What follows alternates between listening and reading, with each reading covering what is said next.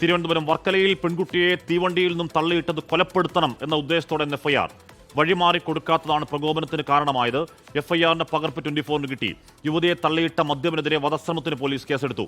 Thiruvananthapuram medical കോളേജിൽ ചികിത്സയിൽ കഴിയുന്ന പെൺകുട്ടിയെ മൾട്ടി സ്പെഷ്യാലിറ്റി ബ്ലോക്കിലേക്ക് മാറ്റി. അമ്മയുടെ സഹോദരിയുടെ വീട്ടിലേക്കാണ് ശ്രീകുട്ടി പോയതെന്നും ആക്രമണ വിവരം വാർത്തകളിലൂടെയാണ് അറിഞ്ഞതെന്നും മുത്തശ്ശി ഗിരിജ പറഞ്ഞു. എന്നിട്ട് മിനിഞ്ഞാന്ന് രാവിലെയാണ് ഇവിടുന്ന് തിരുവനന്തപുരത്ത് പോയത്. കുഞ്ഞമ്മേരെ വീട്ടിൽ പോയിട്ട് ഇന്നലെ പോയ വഴിയാവാ ഇത് സംഭവിച്ചത്. ആരോ ട്രെയിനിൽ നിന്ന് തവിട്ടിയിട്ടെന്ന് ന്യൂസ് വഴി ഞാൻ കണ്ട്. എനിക്കറിയാൻ വയ്യ മക്കളെ, എനിക്ക് അറിയാൻ വയ്യ. മനീഷ് മഹിപാൽ വിവരങ്ങൾ വച്ചിരുന്നു. മനീഷ, ദുഷ്ടൻ അർഹിക്കുന്ന ശിക്ഷ കിട്ടണം എന്ന കാര്യത്തിൽ ആർക്കും തർക്കമില്ല. അതിന്റെ ആദ്യപടിയാണ് എഫ്ഐആർ. എഫ്ഐആറിൽ പറയുന്നത് എന്താണ്? കൊല്ലണം എന്ന ഉദ്ദേശത്തോടെ ചവിട്ടി താഴെയിട്ടു എന്ന് തന്നെയല്ലേ മനീഷ് പറയുന്നത്?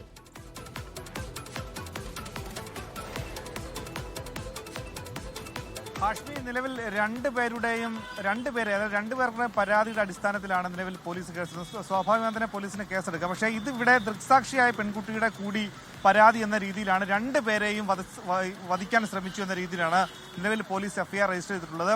ഇയാൾ പക്ഷേ ഇപ്പോഴും കുറ്റം സമ്മതിച്ചിട്ടില്ല എന്നാണ് ഏറ്റവും പ്രധാനപ്പെട്ട കാര്യം. അതായത് ഇന്നലെ രാത്രി വരെയും ഈ സംഭവവുമായി ബന്ധപ്പെട്ട് സുരേഷ് കുമാറിനെ പോലീസ് ചോദ്യം ചെയ്തപ്പോഴൊക്കെ തന്നെ സുരേഷ് കുമാർ പരസ്പര വിരുദ്ധമായിട്ടുള്ള കാര്യങ്ങളായിരുന്നു പറഞ്ഞിരുന്നത്. ഒപ്പം തന്നെ ഒരു ഇതര സംസ്ഥാന തൊഴിലാളിയാണ് ചവിട്ടി താഴെ ഇട്ടതെന്നും താൻ അതിന് ദൃക്സാക്ഷിയാണെന്ന് അടക്കമുള്ള കാര്യങ്ങൾ പറഞ്ഞു. പിന്നീട് ഈ താഴെ വീണ പെൺകുട്ടിക്ക് ഭ്രാന്താണ്, അങ്ങനെ അടക്കമുള്ള ഇയാൾ പരസ്പര വിരുദ്ധമായ കാര്യങ്ങൾ ഇന്നലെ രാത്രി മാധ്യമങ്ങളോടും പോലീസിനോടും ഒക്കെ തന്നെ പറഞ്ഞുകൊണ്ടേയിരുന്നു. ഇന്ന് രാവിലെ ആയിരിക്കണം അയാൾക്ക് സ്വബോധം വന്നത്. ഇന്നലെ അമിതമായി മദ്യപിച്ചിട്ടുണ്ടായിരുന്നു. ഇന്ന് രാവിലെ അതിന്റെ കെട്ടുവിട്ടു എന്ന് തന്നെ പറയണം. അങ്ങനെ രാവിലെ പോലീസ് ചോദ്യം ചെയ്തപ്പോഴും കുറ്റം സമ്മതിച്ചിട്ടില്ല. എന്താണ് സംഭവിച്ചതെന്നത് എനിക്ക് ഓർമ്മയില്ല, അറിയില്ല. താൻ മനഃപൂർവ്വമായ ഒരു തരത്തിലുമുള്ള ആക്രമണവും ആർക്കു നേരെയും നടത്തിയിട്ടില്ല എന്നാണ് നിലവിൽ പോലീസിന് കൊടുത്തിട്ടുള്ള മൊഴി. പക്ഷേ ഇന്നലെ വിശദമായി ദൃക്സാക്ഷിയായിട്ടുള്ള അർച്ചനയുടെ മൊഴി രേഖപ്പെടുത്തി. ഒപ്പം തന്നെ മറ്റു ചില ആളുകളുടെ, അതായത് ഈ അർച്ചന ഈ ട്രെയിനിൽ തൂങ്ങി നിന്ന് രക്ഷപ്പെടുകയായിരുന്നു. ആ സമയത്ത് ഡോറിൽ നിന്ന് താഴെ വീഴുന്ന സമയത്ത് മറ്റൊരാളാണ് കൈപിടിച്ചുയർത്തി ദൃക്സാക്ഷിയെ അർച്ചനെ കൂടി മുകളിലേക്ക് കയറ്റിയത്. അങ്ങനെ അർച്ചനയുടെയും മറ്റ് ആളുകളുടെയൊക്കെ തന്നെ മൊഴിയുടെ അടിസ്ഥാനത്തിലാണ് പോലീസ് എഫ്ഐആർ രജിസ്റ്റർ ചെയ്തിട്ടുള്ളത്.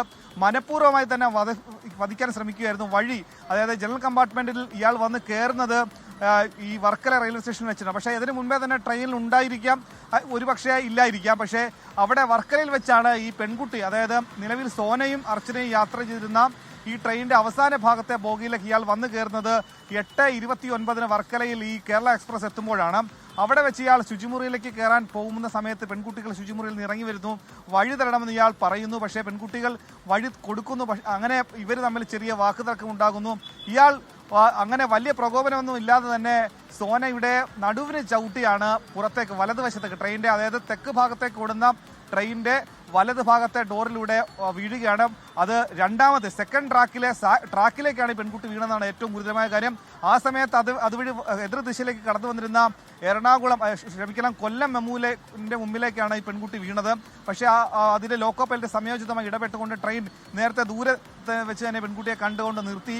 അങ്ങനെ ഇതേ ട്രെയിനിൽ തന്നെ പെൺകുട്ടിയെ വർക്കല റെയിൽവേ സ്റ്റേഷനിൽ എത്തിച്ചു. അവിടെ നിന്ന് വർക്കല മിഷൻ ഹോസ്പിറ്റലിൽ എത്തിച്ചു. പിന്നീട് ആന്തരിക രക്തസ്രാവം ഉണ്ടെന്ന് അതിന്റെ അടിസ്ഥാനത്തിലാണ് തിരുവനന്തപുരം മെഡിക്കൽ കോളേജിലേക്ക് മാറ്റിയിട്ടുള്ളത്. ഇപ്പോൾ പെൺകുട്ടിയുടെ ആരോഗ്യസ്ഥിതി സാധാരണ നിലയിലേക്ക് എത്തുന്നതാണ് ഡോക്ടർമാർ അറിയിക്കുന്നത്. ഒപ്പം തന്നെ ഇതുമായി ബന്ധപ്പെട്ട പോലീസ് അന്വേഷണം നടത്തുകയാണ്. ഇതുമായി ബന്ധപ്പെട്ട മറ്റ് ഇയാളുടെ പശ്ചാത്തലം എന്താണ്, ഇയാളുടെ വീടും നാടും ഇയാളുടെ പശ്ചാത്തലം അടക്കമുള്ള കാര്യങ്ങൾ പോലീസ് ശേഖരിച്ചിട്ടുണ്ട്. ഇയാൾ നല്ല സ്വഭാവക്കാരനല്ല, മദ്യപാനിയാണ്, വീട്ടിലൊക്കെ തന്നെ ചിലവിന് പൈസ കൊടുക്കാത്ത ആളാണ്. പക്ഷേ നേരത്തെ ഗുരുതരമായിട്ടുള്ള എന്തെങ്കിലും കുറ്റകൃത്യം ചെയ്തിട്ടുള്ള ഹിസ്റ്ററി ഇയാളുടെ പേരിൽ ഇല്ല. പക്ഷേ ഇയാൾ എന്താണ്, എവിടേക്ക് പോവുകയായിരുന്നു, എന്തിനാണ് പോയത്, ഇയാളുടെ മോട്ടീവ് എന്തായിരുന്നു, ഇയാൾ മദ്യലഹരിയിൽ തന്നെ ആയിരുന്നു, മറ്റെന്തെങ്കിലും ലഹരി ഉണ്ടായിരുന്നു എന്നടക്കമുള്ള കാര്യങ്ങൾ പോലീസ് അന്വേഷിച്ച് വരികയാണ്. ഇപ്പോഴിതാ തമ്പാനൂർ റെയിൽവേ പോലീസിന്റെ കസ്റ്റഡിയിൽ അറസ്റ്റ് രേഖപ്പെടുത്തി അവരുടെ കസ്റ്റഡിയിലുണ്ട്. ഉച്ചയ്ക്ക് ശേഷം വഞ്ചിയൂർ കോടതിയിൽ ഇയാളെ ഹാജരാക്കും. അപ്പോൾ കൊടുക്കുന്ന റിമാൻഡ് റിപ്പോർട്ടിൽ വിശദമായ വിവരങ്ങൾ ഇത് സംബന്ധിച്ചുള്ള കാര്യങ്ങൾ ഉണ്ടാകും. ഹാഷ്മി, ലോകത്തെവിടെയായാലും ഏത് സമയത്തും 24 വാർത്തകളും ഓഗ്മെന്റഡ് റിയാലിറ്റി പാക്കേജുകളും എക്സ്പ്ലെയിനറുകളും വിശദമായി കാണാൻ ഞങ്ങളുടെ യൂട്യൂബ് ചാനൽ നിങ്ങൾക്ക് സബ്സ്ക്രൈബ് ചെയ്യാം.